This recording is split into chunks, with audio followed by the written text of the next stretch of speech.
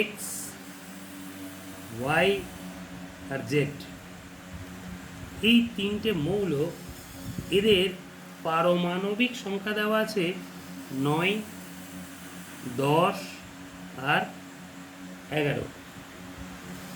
এবার প্রশ্ন দেওয়া আছে মৌল তিনটির ইলেকট্রন বিন্যাস থেকে বলো কোন মৌলটি কেবলমাত্র তড়িৎযোজী এবং কোন মৌলটি তড়িৎযোজী এবং সমযোজী উভয় প্রকার বন্ধন গঠন করবে।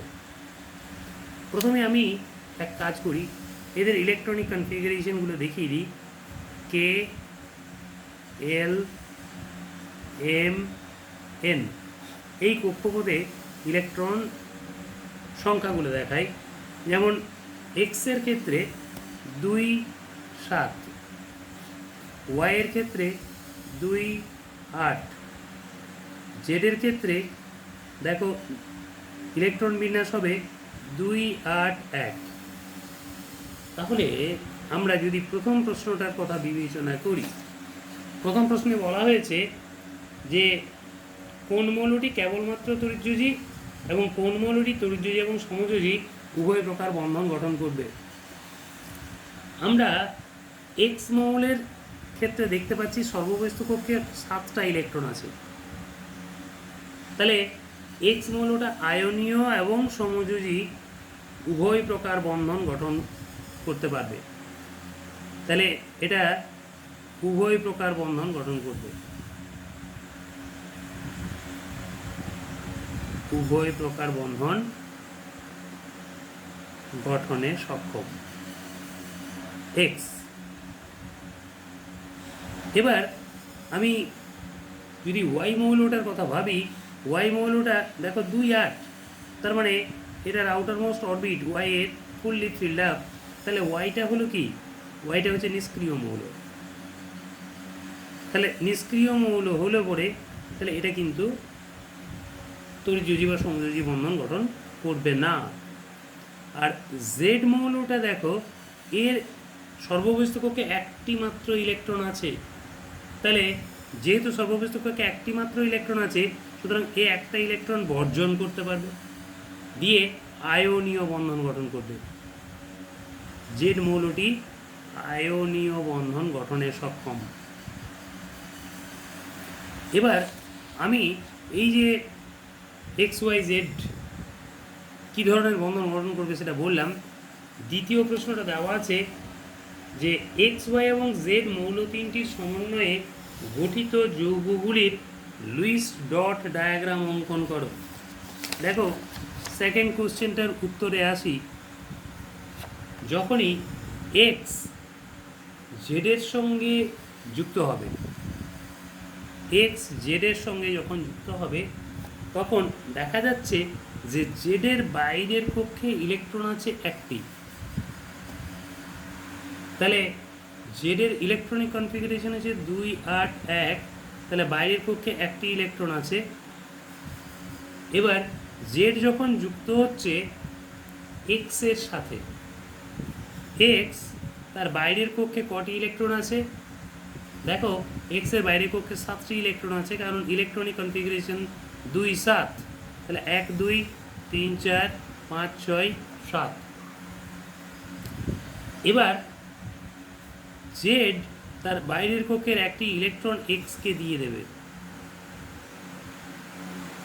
তাহলে আলটিমেটলি যেটা হবে সেটা হচ্ছে জেড এই একটি ইলেকট্রন নেবে, এই একটি ইলেকট্রন বর্জন করবে, দিয়ে জেড প্লাস হয়ে গেল। তখন এর ইলেকট্রনিক কনফিগারেশন হয়ে গেল 2, 8 জেডে। আলটিমেটলি এক্স ছিল এর 1, 2, 3, 4, 5, 6, 7 আর একটা জেডের কাছ থেকে পেয়েছে। তাহলে এটা হয়ে গেল মাইনাস, নেগেটিভলি চার্জড, মানে এটা অ্যানায়ন তৈরি করলো এবং এর ইলেকট্রনিক কনফিগারেশন হয়ে গেল 2, 8। তাহলে আলটিমেটলি তৈরি হলো জেড এক্স। তাহলে এইভাবে তড়িৎযোজী যৌগ জেড এক্স গঠিত হলো এক্স এবং জেডের সমন্বয়ে। এবার দেখো এখানে এই যে এক্স, এক্সের বাইরের কক্ষে 7টা ইলেকট্রন আছে, তাহলে যেহেতু বাইরের কক্ষে এক্সের 7টা ইলেকট্রন আছে, সুতরাং দুটি এক্স এক্স মৌলের যে দুটো পরমাণু তারা সমযোজী বন্ধনে আবদ্ধ হবে।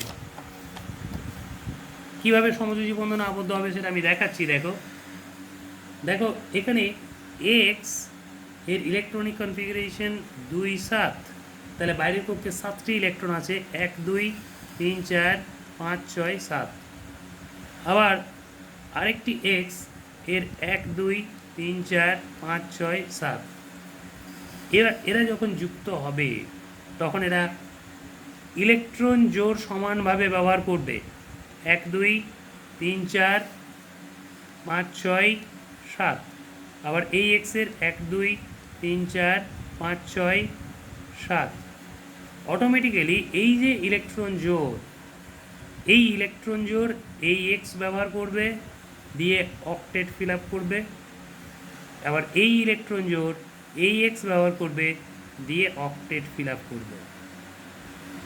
তাহলে আলটিমেটলি তৈরি হবে এক্স সিঙ্গেল বন্ড এক্স, অর্থাৎ X2 অণু গঠিত হবে। এই যে X2 সমযোজী অণু গঠিত হলো, এটা দুটো এক্স মৌলের দুটো পরমাণু একসঙ্গে যুক্ত হলো সমযোজী এক বন্ধন দ্বারা X2 সমযোজী অণু গঠন করল। এবার আমরা পরের প্রশ্নে আসি। দেখো কোশ্চেন নাম্বার 6 বলছে এ বি সি এবং ডি এই চারটে মৌলের যোজ্যতা কক্ষে ইলেকট্রনের সংখ্যা দেওয়া আছে যথাক্রমে 1 4 6 এবং 7। তাহলে যদি এ বি সি ডি এই চারটে মৌলের যোজ্যতা কক্ষে ইলেকট্রনের সংখ্যা 1 4 6 7 হয়, তাহলে যে কোনো দুটো করে মৌল বেছে নিয়ে দুটি আয়নীয় এবং দুটি সমযোজী যৌগ গঠন করো এবং তাদের লুইস ডট গঠন অঙ্কন করো। এটা হচ্ছে প্রশ্নটা। তাহলে দেখো আমরা দেখতে পাচ্ছি যে এ মৌলের যোজ্যতা কক্ষে ইলেকট্রন 1টি আছে, বি মৌলের 4টে, সি মৌলের 6টা, আর ডি মৌলের যোজ্যতা কক্ষে ইলেকট্রন সংখ্যা 7টা। তাহলে পরে এদের যোজ্যতা কক্ষে ইলেকট্রন সংখ্যা যদি 1 4 6 7 হয়, তাহলে এদের দ্বারা গঠিত আয়নীয় যৌগগুলো কি কি হবে? দেখো গঠিত আয়নীয় যৌগ, গঠিত আয়নীয় যৌগের কথায় আসি। প্রথমেই বলি এ তার বাইরের কক্ষে ইলেকট্রন সংখ্যা আছে 1টি, এর বাইরের কক্ষে 1টি ইলেকট্রন আছে। এ যখন ডি এর সঙ্গে যুক্ত হবে, কারণ ডি এর বাইরের কক্ষে 7টি আছে, তাহলে ডি এর বাইরের কক্ষে ইলেকট্রন সংখ্যা 7টি, 1 2 3 4 5 6 7। এবার দেখো এ তার বাইরের কক্ষের একটা ইলেকট্রন ডিকে দিয়ে দেবে। ডিকে যদি দিয়ে দেয় তাহলে আলটিমেটলি এ হয়ে যাবে পজিটিভলি চার্জড, আর ডি যখন ওই ইলেকট্রনটা নিয়ে নিল 1 2 3 4 5 6 7 একটা নিয়ে নিল, তখন এটা হয়ে গেল single minus D. Automatically A D একটি যৌগ গঠিত হলো, যেটি আয়নীয় যৌগ বা তড়িৎযোজী যৌগ। তাহলে এইভাবে এ ডি তড়িৎযোজী যৌগ গঠিত হলো। তাহলে দেখা যাচ্ছে যে এ প্লাস এবং ডি মাইনাস এরা যুক্ত হয়ে এ ডি তড়িৎযোজী যৌগ গঠন করল। এবার আমরা পরের তড়িৎযোজী যৌগের গঠনের কথায় আসি। দেখো এখানে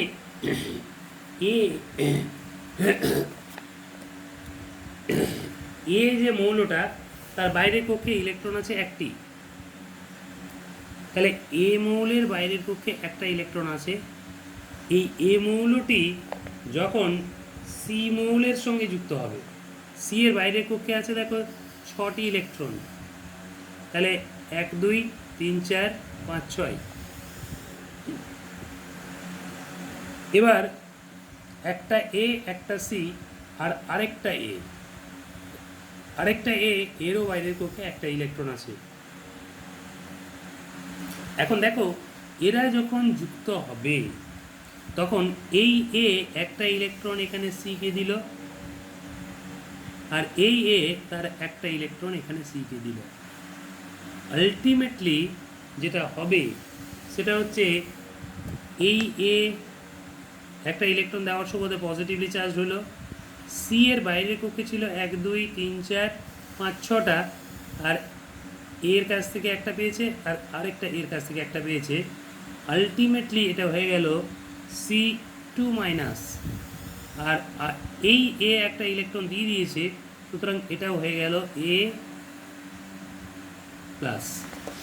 তাহলে দেখো যেটা ঘটলো সেটা হচ্ছে 2a প্লাস প্লাস সি 1 2 3 4 5 6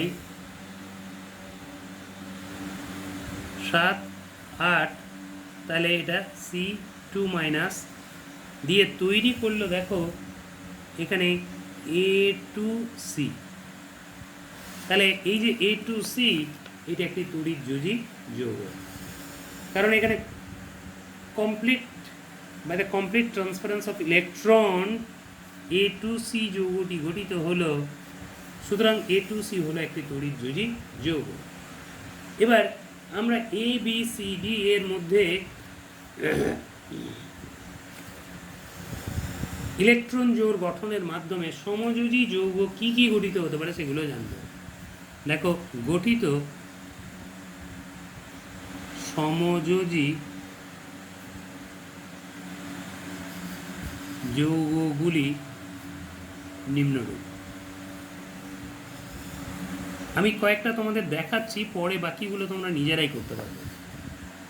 দেখো এখানে আমরা দেখতে পাচ্ছি যে বি এর বাইরের কক্ষে আছে 4টে ইলেকট্রন যোজিত কক্ষে, আর বি এর যোজিত কক্ষে দেখো 7টা ইলেকট্রন আছে।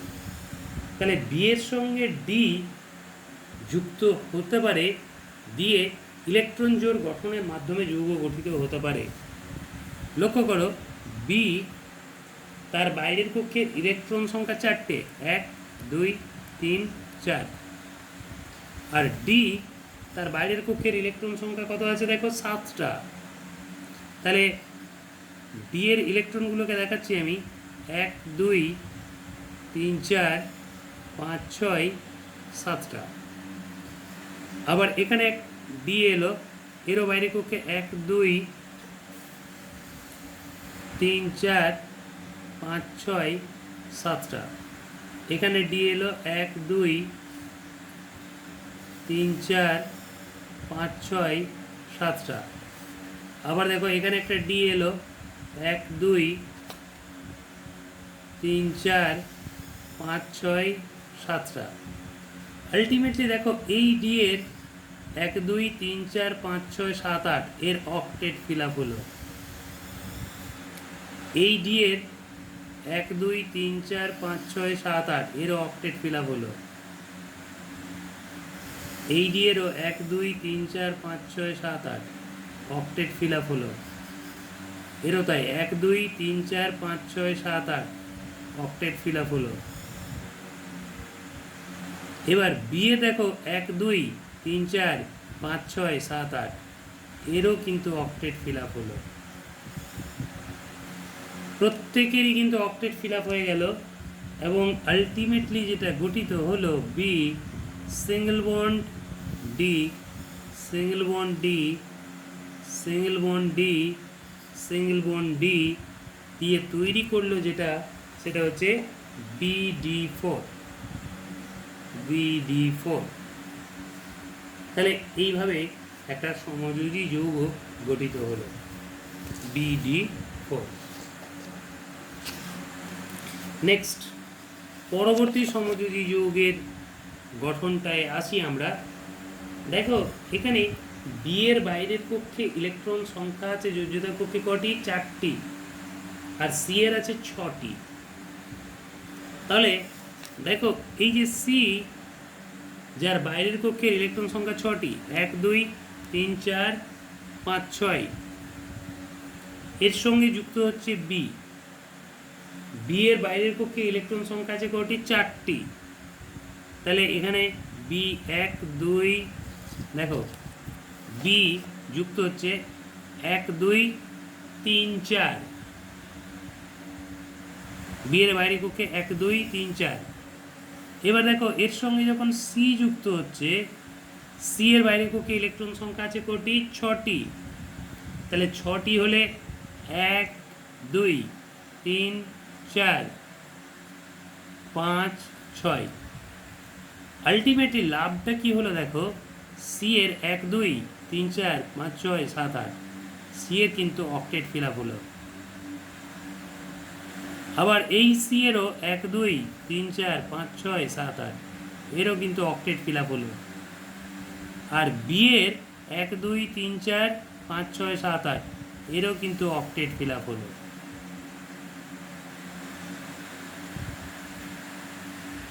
তাহলে আলটিমেটলি যেটা ঘটলো সেটা হচ্ছে সি, এখানে দেখো 1 জোড়া 2 জোড়া, তাহলে 2 জোড়া ইলেকট্রন মানে ডাবল বন্ড, তাহলে সি ডাবল বন্ড বি, আবার এখানে 1 জোড়া 2 জোড়া মানে ডাবল বন্ড, তাহলে বি ডাবল বন্ড সি। এবং এখানে সি এর ক্ষেত্রে এখানে 1 জোড়া নিঃসঙ্গ ইলেকট্রন জোড়, এখানে 1 জোড়া, এখানে 1 জোড়া, এখানে 1 জোড়া। তাহলে আলটিমেটলি যেটা গঠিত হলো সেটা হচ্ছে দেখো বি সি টু। তাহলে এই যে বি সি টু যে যৌগটি গঠিত হলো, এটি একটি সমযোজী যৌগ। তাহলে এইভাবে বি সি টু সমযোজী যৌগ গঠিত হলো একটি, আর এখানে বি ডি ফোর একটি সমযোজী যৌগ গঠিত হয়েছে আগে। তাহলে এইভাবে এ বি সি ডি এই মৌল চারটির দ্বারা দুটি সমযোজী যৌগ এবং দুটি তড়িৎযোজী যৌগের গঠন লুইস ডট ডায়াগ্রামের সাহায্যে আমরা ব্যাখ্যা করতে পারলাম। বেশ, আজ এখানেই থাক, চ্যাপ্টার শেষ করলাম। এবার পরের দিনে পরবর্তী নতুন চ্যাপ্টার শুরু করব। আজ এখানেই শেষ করছি। ওকে, থ্যাংক ইউ।